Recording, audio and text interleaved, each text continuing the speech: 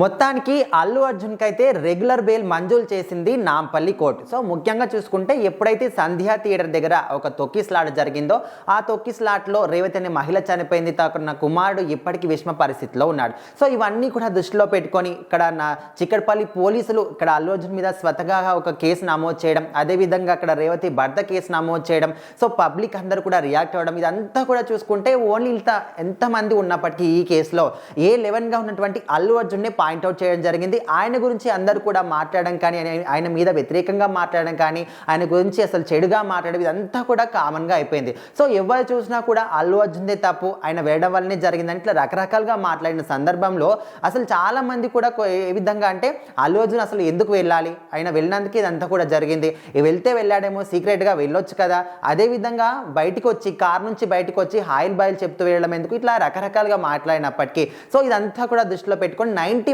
People అందరూ కూడా అల్లు అర్జున్కి ఇక బెయిల్ మాత్రం రాదు, రెగ్యులర్ బెయిల్ రాదు, ఖచ్చితంగా ఆయన జైలు శిక్ష అనుభవించాల్సిందని చాలా మంది కూడా మాట్లాడారు. కాకపోతే వాటన్నిటి కూడా తెరపడే విధంగా ఇప్పుడు మాత్రం అల్లు అర్జున్కి రెగ్యులర్ బెయిల్ మంజూరైంది. సో కొన్ని కండిషన్స్ కూడా అక్కడ కోర్టు మాత్రం పెట్టడం జరిగింది.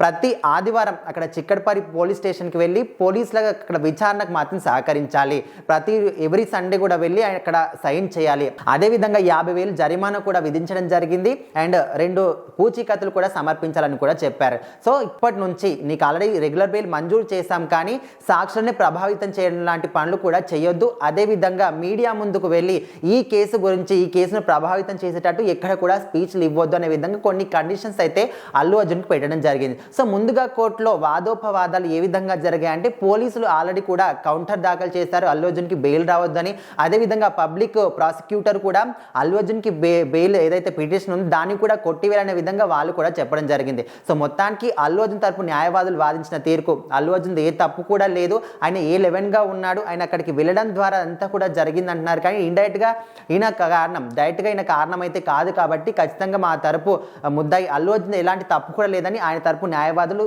వాదించారు. సో మొత్తానికైతే కోర్టు వాళ్ళ వాదనలే తీసుకొని అల్లు అర్జున్కి అయితే రెగ్యులర్ బెయిల్ను మంజూరు చేసింది.